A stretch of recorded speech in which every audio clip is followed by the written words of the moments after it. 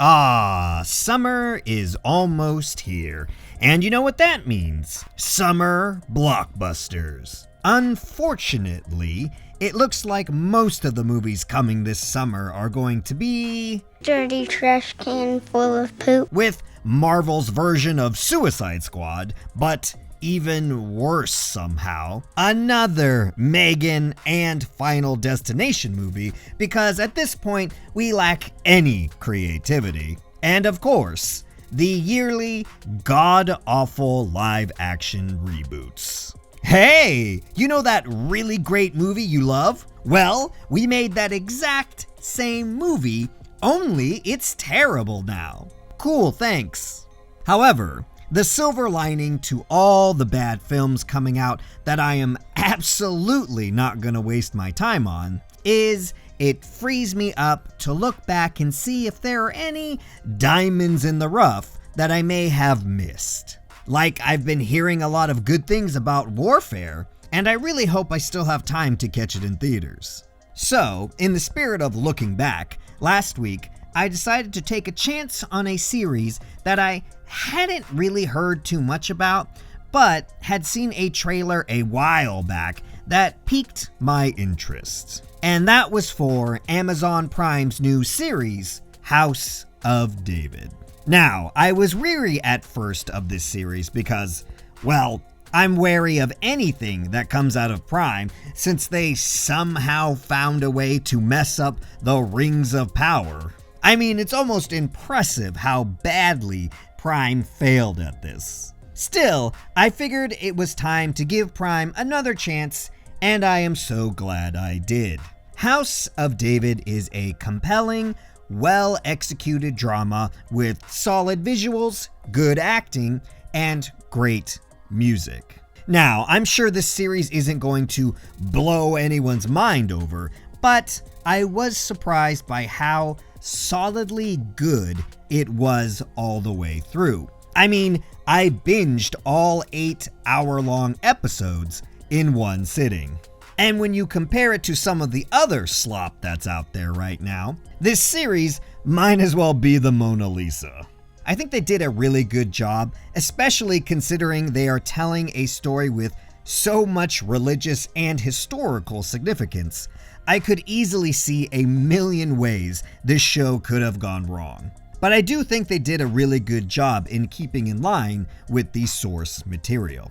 Now, obviously, being an 8-hour-long series covering what amounts to a handful of biblical chapters, they had to add quite a few things. However, most of that was in the drama and relationship aspects of the characters, but the original messaging of the story was pretty true to the source. All in all, it's just a solid, entertaining series. So, for my highbrow critic score, I give House of David a 8 out of 10. And for my schmo score, the score for the average Joe Schmo, I give it another 8. Now, this is the part where I explain my review scores and get into spoiler territory. So, if you would like to watch House of David spoiler-free, which I highly recommend, this is where we part ways. Thanks for showing up, and I want you to have a nice day. So this is probably going to be a short review because, like I said, this show does most things pretty well. Sure, it has some issues that I will get into, but none of them are big enough problems to learn a lesson from. While at the same time, it doesn't do anything so over-the-top amazing that we can also learn a lesson from. So this will be pretty cut and dry. As I mentioned earlier, the cinematography was pretty good. The world felt real and lived in by the characters. However, there were 1 or 2 scenes where the CGI got a little wonky, but it was mostly fine. Oh, although there was this weird scene where they used some form of AI, and it did not look good. I mean, the people's faces didn't even match from shot to shot. But they did only do this once, for a 2-minute long opening scene. Still, I would probably cut that out. All the characters were complex and interesting and did a good job keeping the story's momentum going. The only issue was the character Doeg, who does play a role in the biblical story just much later on. However, in the show, the problem is he kind of just teleports around and just happens to be always in the right place at the right time to do something evil. And it's all just a little too convenient for the plot, especially when you consider that everything he does in the story could have been done by any side character. But I guess they needed some sort of villain.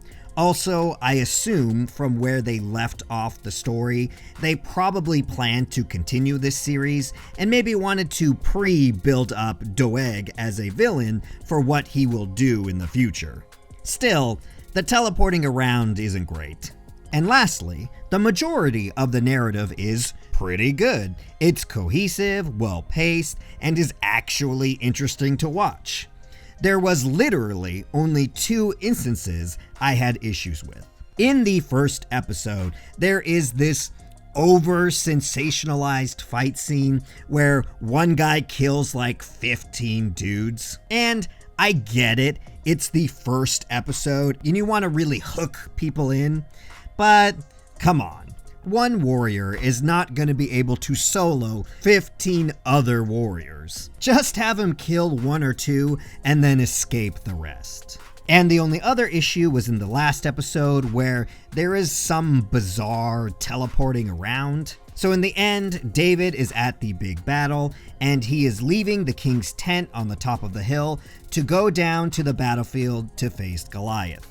But then, all of a sudden, he instantly teleports to a river somewhere in the world to have a conversation with Jonathan, to which after he immediately teleports back to the bottom of the hill. And again, I get why they wanted the riverbed scene. It's very symbolic to the overall theme, and it's where he gets the stone. But you can't have David and Jonathan just teleporting around. You either need to have that scene before David reaches the battlefield or have it in camp and just assume he got the stone beforehand. But there it is. As you can see, all these issues are very minor and they don't really impact the overarching narrative. Not to mention all of the little things that were just surprisingly well done, like all the little details in keeping with historical accuracy, all the good music pieces in the show, and all of the biblical references hidden throughout for people who know. As I said earlier before, all in all, House of David is just a real solid drama that I recommend you give a watch. Especially if you already have an Amazon Prime account, cause it's included. And like I said, you could easily do much worse. Anyways, thanks for being here.